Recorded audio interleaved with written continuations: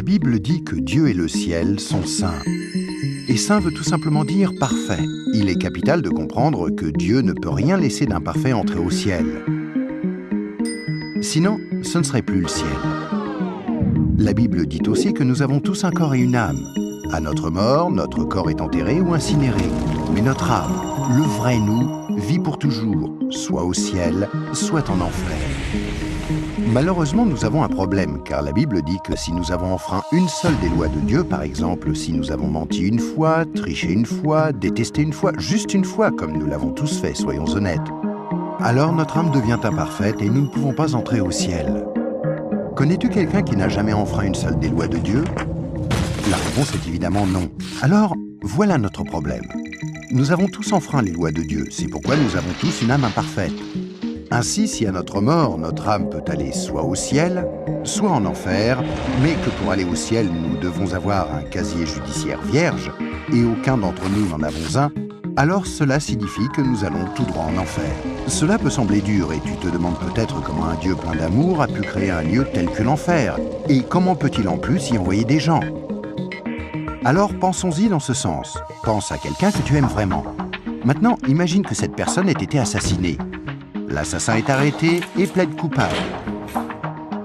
Mais tu es horrifié lorsque le juge dit « C'est très mal ce que vous avez fait. Mais parce que je suis un juge plein d'amour, je vais vous faire relâcher. » Tu serais très fâché, n'est-ce pas? Pourquoi?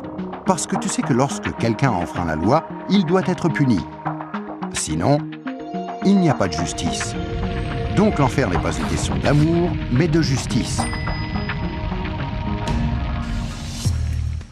Examinons 3 questions pour comprendre pourquoi il y a ce lieu qui s'appelle l'enfer. As-tu déjà menti une fois dans ta vie? La réponse est sûrement oui, même si ce n'est qu'un petit mensonge. Si tu as menti une seule fois, alors tu es coupable de mensonge. As-tu déjà pris quelque chose qui ne t'appartient pas? Par exemple, es-tu déjà arrivé en retard au travail ou es-tu déjà parti trop tôt en étant quand même payé? As-tu déjà utilisé le téléphone du patron ou la photocopieuse sans demander la permission ou ramené un stylo du bureau à la maison? Tout ceci, bien sûr, est du vol. La plupart des gens ont pris quelque chose qui ne leur appartient pas, ce qui les rend coupables de vol. Penses-tu que Dieu va laisser un groupe de voleurs menteurs comme nous aller au ciel? C'est peu probable, car s'il le faisait, il serait comme le juge injuste qui n'a pas condamné l'assassin de la personne que tu aimais. Il n'y a pas 36 solutions. Mais beaucoup diront « Attends un peu, je suis quelqu'un de bien ». Et il y a une grande différence entre le mensonge, le vol et le meurtre. Or, je n'ai jamais tué personne. Mais ce qui est intéressant, c'est la façon dont Jésus a redéfini le mot « meurtre ». Il a dit « Si vous avez détesté quelqu'un dans votre cœur, vous l'avez tué dans votre cœur ». Alors, voici la dernière question. As-tu déjà détesté quelqu'un? La vérité, c'est que la plupart des gens ont déjà ressenti de la colère ou de la haine vis-à-vis des autres, ce qui, selon Dieu, nous rend coupables de meurtre. Voilà la mauvaise nouvelle. Afin qu'il y ait une justice, il faut qu'il y ait un endroit comme l'enfer. Mais voici la bonne nouvelle. Et c'est là que Jésus entre en jeu. Ce qui distingue Jésus du reste du monde, c'est qu'il est parfait. Contrairement à nous, il n'a enfreint aucune des lois de Dieu. C'est pourquoi il a un casier judiciaire vierge, une âme parfaite. Imagine la scène avant que Jésus ne vienne sur terre, il y a 2000 ans. Jésus a regardé dans l'avenir et t'a vu ici aujourd'hui. Il s'est tourné vers Dieu, son Père, et lui a demandé « Père, j'aime les gens de ce monde et je ne veux pas qu'ils aillent en enfer pour avoir enfreint tes lois. Existe-t-il un moyen pour qu'ils soient pardonnés ?» Dieu le Père a regardé son Fils et a dit « Jésus, il n'y a qu'un moyen. Tu devras aller sur terre, devenir un être humain et vivre une vie parfaite. Puis tu mourras d'une mort cruelle sur une croix pour prendre la punition que les gens du monde méritent pour avoir enfreint mes lois. Quand tu auras fait ceci, le jour où ils te demanderont d'échanger leur casier judiciaire avec ton casier judiciaire parfait, alors il leur sera possible d'être pardonnés. » Jésus a accepté volontairement, et il y a 2000 ans, il est venu pour donner sa vie pour nous, pour payer le prix de toutes les lois de Dieu que nous avons enfreintes. Or, il n'y a pas de plus grand amour que lorsque quelqu'un donne sa vie pour nous. Mais il y a encore autre chose que nous devons faire pour être pardonnés. Il y a 3 événements principaux dans la vie de chacun. La naissance et la mort, mais nous n'avons aucun contrôle là-dessus. Mais il y a aussi le 3e, le jour où nous demandons à Jésus de nous pardonner, quand nous lui demandons de nous donner son casier judiciaire vierge. Il y a certaines idées reçues à ce sujet, mais dans la Bible, le principe du pardon de Dieu est clair.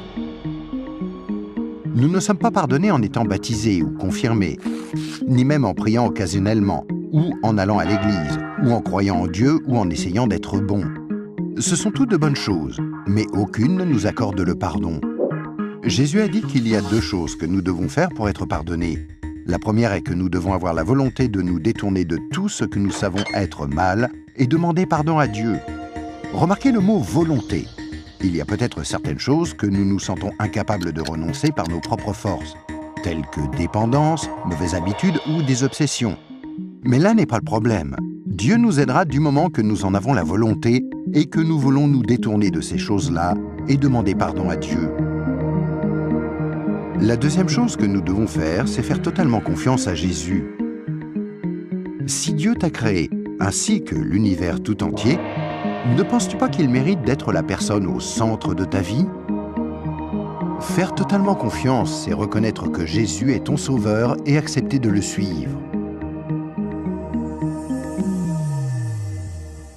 Quand tu es né, c'est comme si Dieu avait ouvert un livre sur ta vie. Maintenant, garde en tête que Dieu voit tout ce que tu fais. Il connaît chaque attitude, chaque pensée, chaque motif et chaque action. À chaque fois que nous brisons juste une des lois de Dieu, c'est écrit dans ce livre. Tu imagines bien qu'à la fin de nos vies, il y a toute une bibliothèque de livres contre nous. Mais quand tu te tournes vers Jésus et que tu lui fais confiance, il se passe quelque chose d'incroyable. C'est comme si Jésus prenait ton livre et se tenait en haut d'une falaise et déchirait toutes les pages. Le casier judiciaire entier de tout ce que tu as fait de mal et les jeter dans la mer la plus profonde. Il promet de ne plus jamais se rappeler de toutes ces choses. Jésus prend ensuite une copie de son casier judiciaire vierge que tu lui as demandé de te donner et il la glisse entre les 2 couvertures du livre où ton nom est inscrit. Ce nouveau livre est gardé précieusement au ciel. Le miracle est que l'on ne touche plus à ton livre à partir du moment où tu demandes à Jésus de te pardonner et jusqu'à ta mort. Même si tu fais des erreurs et brises encore les lois de Dieu. Devenir un chrétien ne te rend pas parfait sur le coup, et tu ne peux pas non plus dire une prière rapide et ensuite retourner à ton ancienne manière de vivre. Rappelle-toi, Dieu t'a pardonné pour toujours quand tu lui as demandé le casier judiciaire vierge de Jésus. Tout ce qu'il demande, c'est que tu lui soumettes tout et le laisses te purifier jour après jour. Quand tu mourras, tu passeras en jugement devant Dieu. Il ordonnera à ses anges d'aller chercher ton livre. Il l'ouvrira et dira « Cette personne était parfaite ». Et tu répondras « Non, je ne l'étais pas. J'ai enfreint tes lois. Est-ce que je ne mérite pas d'aller en enfer ?» Et Jésus te dira « Selon la justice, tu mérites d'aller en enfer. Tu as enfreint mes lois, et certaines, de nombreuses fois. Mais, mon enfant, tu as mon casier judiciaire vierge. Celui que je t'ai donné quand tu t'es tourné vers moi et que tu m'as fait confiance, et je t'ai pardonné. Bienvenue au ciel. » C'est pourquoi Jésus est si merveilleux. Grâce à lui, il est possible que chacun, peu importe les erreurs commises, soit pardonné et entre un jour au ciel. Imagine que tu ne te sois jamais tourné vers Jésus. Pense à ce qui pourrait t'arriver. Quand tu mourras, tu iras devant Dieu lors du jugement et Dieu te dira « Je suis désolé, je ne peux pas te laisser entrer au ciel, je dois t'envoyer en enfer. Tu ne m'as jamais demandé de te pardonner. Je t'aimais tellement que j'ai tenté par 6 façons différentes d'attirer ton attention. Premièrement, je suis mort sur la croix pour prendre sur moi ta punition. Deuxièmement, quelqu'un t'a expliqué d'une manière simple que tu pouvais être pardonné. Troisièmement, il y avait des églises à travers le monde. Certaines étaient bonnes, d'autres moins bonnes. Tu aurais pu trouver les bonnes. Quatrièmement, je t'ai donné une conscience pour que tu distingues le bien du mal. Cinquièmement, j'ai créé un monde si beau. Comment as-tu pu ignorer ma présence?